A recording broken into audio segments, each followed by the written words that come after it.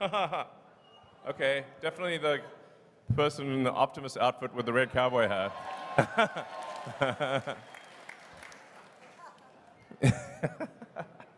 Great outfit.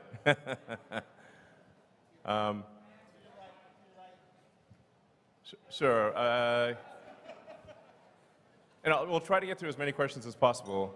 And you hit me with your toughest questions. Fine.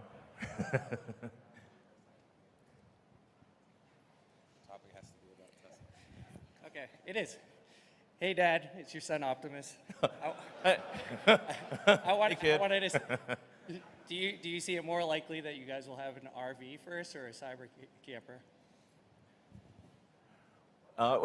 Well, we don't have any plans to build an RV quite yet, although I can certainly see how Cybertruck could be converted into an RV. And we are adding a lot of sort of attach points to Cybertruck, so others can build things.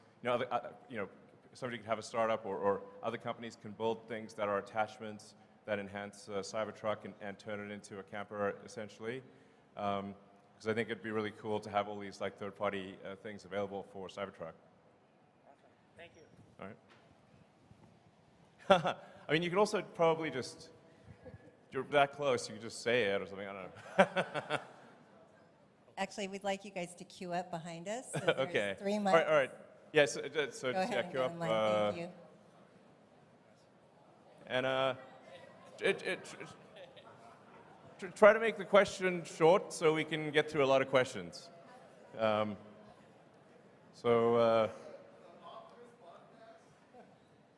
Maybe.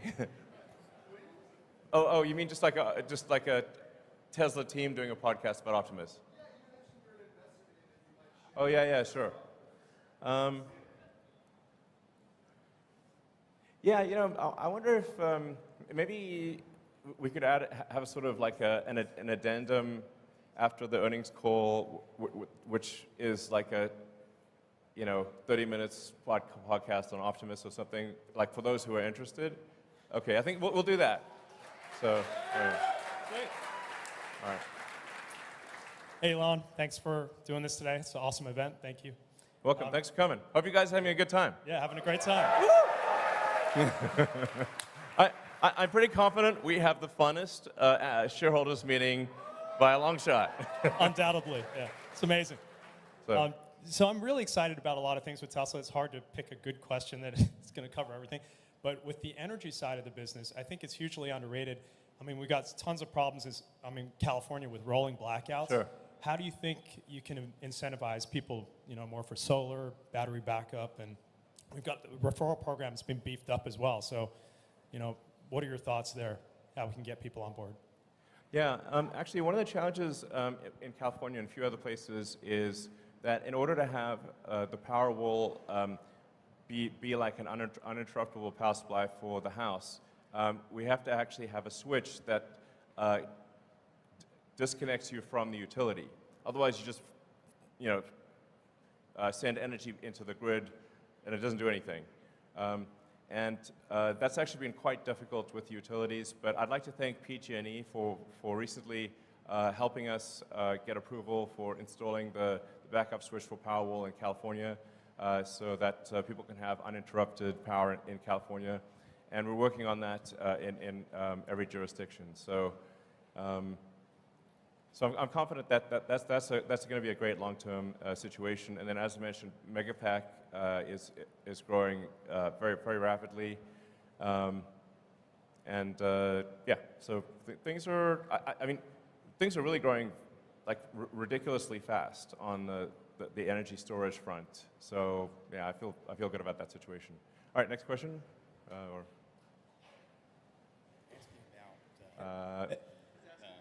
Great. Hey, Elon, a lot of people have just kind of been wondering, how are you doing?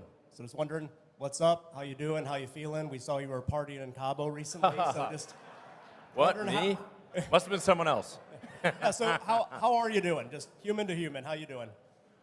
Well, I have to say, it's been a roller coaster situation.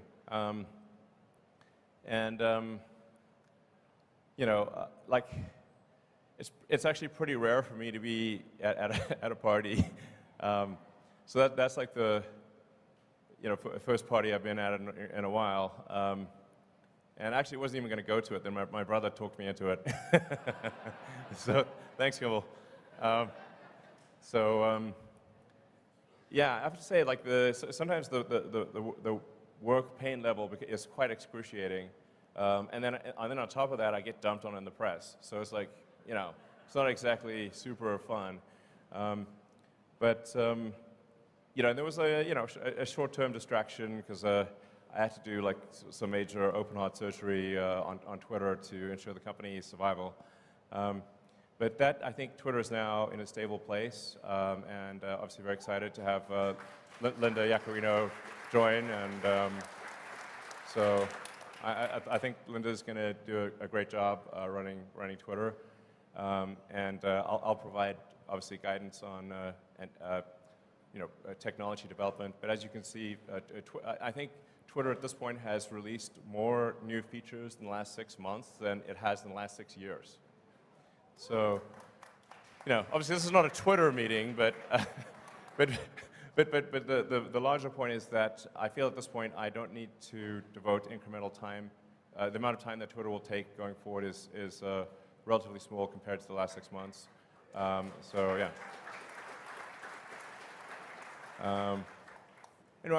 Apart from like there's like some macroeconomic things that we can't do anything about. Overall, I feel very good about the health of the companies, and I'm increasingly optimistic about the future. Thanks for asking. It's kind of you to ask. So.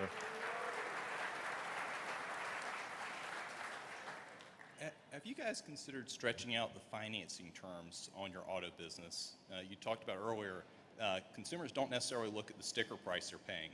All they're concerned about is monthly payment. Right. And one of the fundamental advantages of an EV is that it's substantially more durable. And so would you guys ever consider stretching terms out to 10 years, especially in this rate environment, given the shape of the yield curve? Extending the terms out that farther, you'd actually be capturing a lower cost of funds. Yeah, the important thing to appreciate is that that the vast majority of the financing is from banks. So it's kind of whatever the banks are prepared to do. This year, I guess we'll do on the order of $100 billion of sales. And we don't have $100 billion in cash to finance that. So the vast majority of it has got to come from banks. So it's really the bank's choice of what they're willing to do.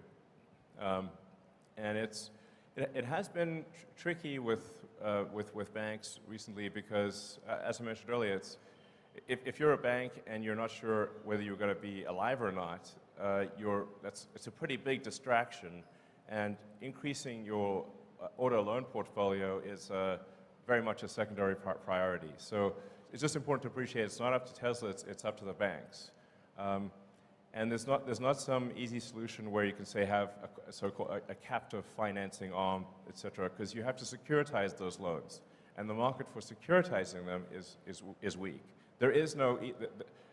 I wish there was an easy path, but there isn't. I think it's just important to remember that the economy moves in cycles, and we've had a very long period of upcycle. The next 12 months will be, I think, difficult for everyone. And I think, when Berkshire Hathaway had their annual meeting, Warren and Charlie actually said, like, hey, this year, the Berkshire companies are going to make less money. They're very well-run organizations, and I think that's just generally true for the economy. So. It's also important to remember that there are good times and there are dark times, but then the good times follow the dark times. So my advice would be, don't look at the markets for the next 12 months. If there's a dip, buy the dip. And I think you will not be sorry because there's just generally a sort of there's an economic cycle to things, but things come back up. So my guess is tough times for a year. Like I said, just my guess. But then Tesla will emerge stronger than ever, and the long term, if you say like net present value of future cash flows, will be incredible, in my opinion. All right. So.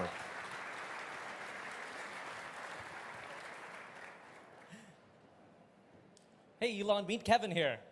Hey, how's it going? Good, thanks. So Tesla is the largest position in my ETF, ticker PP, and that's for pricing power. Right. And I'm curious, I really think that some of the features that you highlighted here, like the over-the-air airbag deployments of improving the features, the safety features, are great things that we could be advertising. I know you've heard this many times before. I know you have. But no, sorry, go ahead, yeah. $525 off every car this year is half a Netflix's advertising budget. $1,000 is the entire Netflix advertising budget, and I see their ads everywhere. Why not advertise these things that you told us here? I feel like nobody else knows about this. I just talked to Gordo, the Tesla bear, and he's still talking about 2016 New York Times pieces. These people are in the past, man. That's like 7 years ago at this point. Yeah, that's what I'm saying. Yeah, it's actually, I talk to a lot of people, and they still think that like Teslas are like super expensive. And like, no, actually, the starting price for a Tesla is below the average auto price in the US. It's like, and that's a good thing. Yeah. I mean, I think it's good that it's that way, you know? Like our goal was always to make cars that are affordable to the general public.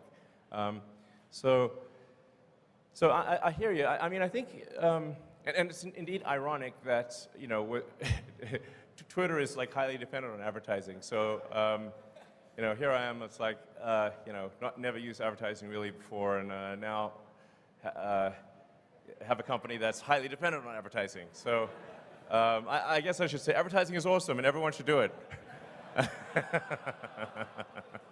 But I think I hear your sort of larger point, which is that there are amazing features and functionality about Teslas that people just don't know about. So, yeah. And although there's obviously a lot of people that follow, like, say, the Tesla account and the you know, my account, whatever, on Twitter, to some degree, it is preaching to the choir. And the choir is already convinced.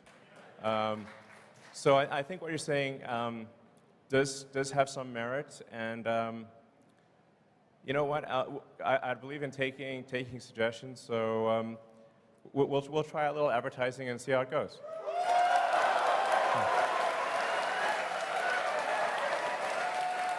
Okay. Okay.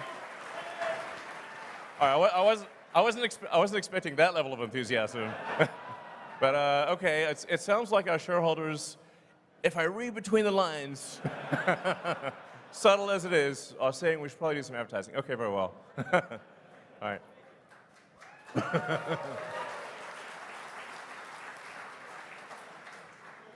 Hi, Elon. Hi, Tesla. Thank you for everything. So my question is regarding, you recently added Steam to the car, and that's great. We can play video games. Is Tesla currently developing the ability for other parties to develop apps for the car? For example, if we can buy actually customizable themes for the operating system of the car, I think you can make some revenue there, like that space themes for the car or Lord of the Rings or stuff like that. Do you have any interest in that right now? Well, I mean, important. So I think the notion of having entertainment apps and whatnot becomes increasingly important as the cars achieve self-driving, because otherwise you can only really play games or watch movies or whatever when the car is stationary. You know, which, you know, if it's charging or whatever, then you can use it. But when it's at the point at which it's full self-driving, I think it's very much about entertainment and productivity. So I think that is something that might make sense in the future. But overwhelmingly, the focus right now for Tesla software, apart from improving safety, is achieving full self-driving and then getting full self-driving to be much safer than human driving. And then once we achieve full self-driving, I think that there could be a lot of opportunity for apps and whatnot.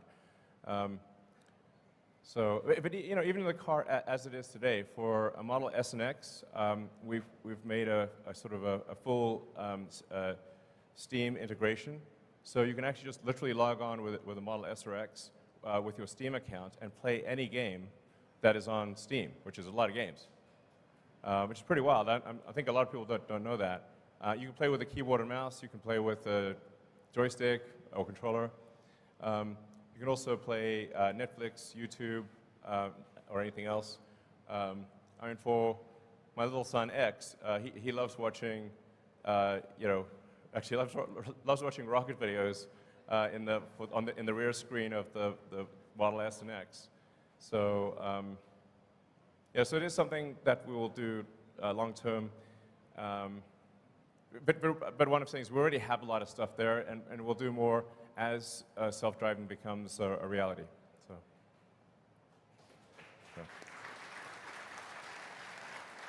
Hey, Elon, I'm John, or Dr. Know-It-All on YouTube, and I don't know it all. But anyway, my question is, as you guys move completely or finish the transition in full self-driving from version 1.0 of the software to 2.0, what do you perceive of as the potential stumbling blocks after that?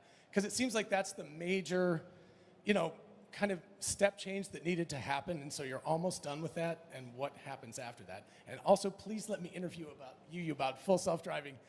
I'll spend 2 hours talking about just that. So, thank you. Well, one can really think about full self-driving as sort of a march of nines of reliability. So we need to get to the point where the probability of injury is lower than that of the average human driver, and then ultimately probability of injury is much lower. So even at the point at which the car is capable of driving itself, there's still actually a lot of work to do, because every year there's 1 million people that die in auto accidents, and I think probably everyone in this audience has friends and family that have died or been seriously injured in auto accidents, and for there's 1 million people that die. There's 10 million people roughly that are seriously permanently injured, and so it